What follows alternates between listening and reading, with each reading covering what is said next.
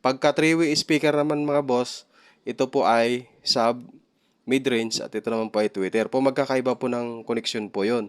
Sa 3-way connection naman ay iisa lang po ang connection na kanilang pinagkokonikan. So ganito po yung connection mga boss. So papakita ko na po sa inyo, may diagram po tayo dito para mas masundan nyo. Ayan, so nakikita nyo ba mga boss? So ayan po yung tamang setup mga boss. So ito pa yung tamang connection. Dito po mga boss sa left, ito po ang tinatawag na left, no? Ito naman right. So right, left, tapos right, left. Ayan, okay? Tapos dito naman, negative at saka positive.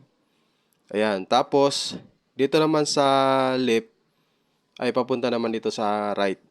Tapos yung left niya, tapos papunta naman dito sa kanya amplifier na left din. Tapos yung right na connection dito sa speaker, papunta naman dito sa positive. Nakalagay yan guys, so amplifier, one channel lang guys. One channel. Ito mga guys ay para lang po ito sa mga 20 watts, 10 watts at saka 10 watts. Kasi match na match po yung ganitong setup sa ganitong mga amplifier board.